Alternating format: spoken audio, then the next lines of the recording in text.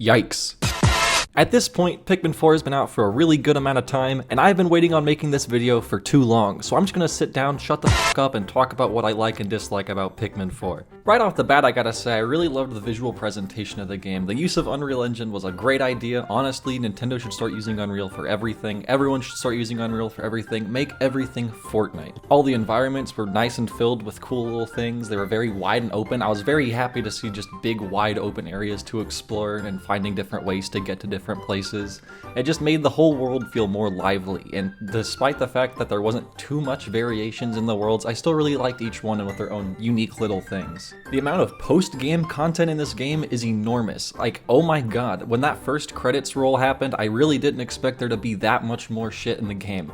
I'm not gonna delve into crazy spoilers, of course, because that'd just be really stupid.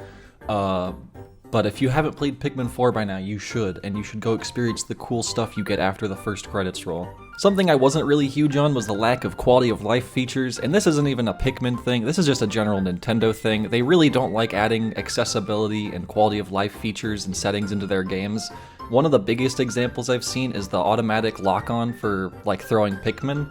A lot of people aren't a huge fan of that. I'm okay with it. I'm not necessarily the biggest fan of it, but I wish there was still an option to be able to turn it on or off. It feels like a setting that should be there. Another thing I've seen a couple people have some complaints about is the amount of caves in the game. Now, personally, I don't have a problem with the caves, but the variety in the caves was very lacking. There's only like 4 or 5 different unique areas you can experience, I guess.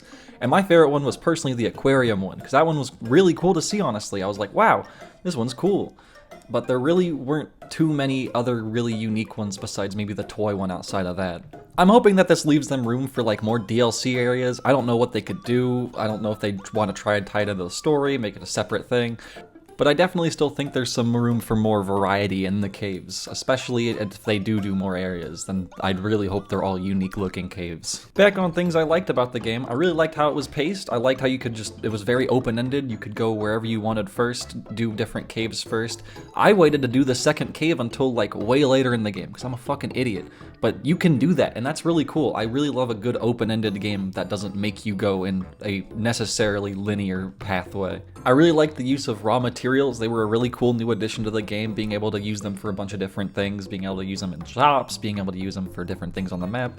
It was just a really cool system that I was really glad to see something like this in a Pikmin game. Back onto the post-game stuff, this game doesn't necessarily have a time limit for the month, so you're just kind of doing it at your own pace. But if you want that time limit experience, once you get that first credits roll, you get Olimar's Journey, and that's a really cool, just fun little 15-day mode where you have to collect all 30 ship parts to get out and escape and complete Olimar's canon new adventure for the first time. I'm not going to go into the Pikmin story stuff because that's not my area, but I really like this this entry. Yeah, it's really funny. It's really, really funny, actually, if you look. Something I disliked again real quick is back on this quality of life thing. I kind of wish the motion controls were better. I kind of wish they, like, emulated a Wii remote, kind of. Like, you know, on, like, World of Goo. I'm gonna have to bust out World of Goo for this. You can use the Joy-Con like a makeshift Wii remote using the accelerometers. I'm kind of bummed you weren't able to do that in this game, honestly.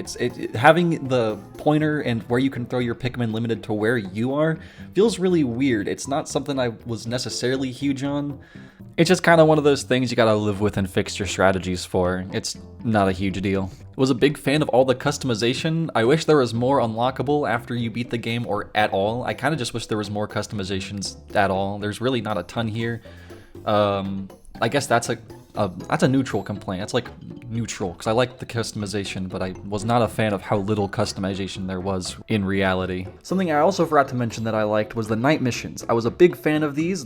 Cool way to put it into the story. Green Pikmin were a nice thing. Didn't really use them up outside of night, but they were there. They're cool. Ultimately, though, there's a lot more positives I didn't really talk about. I loved the Piccolopedia. I loved the treasure encyclopedia. I love looking through all the things, looking at all the 3D models. Everything looks so good in this game. There's just so much.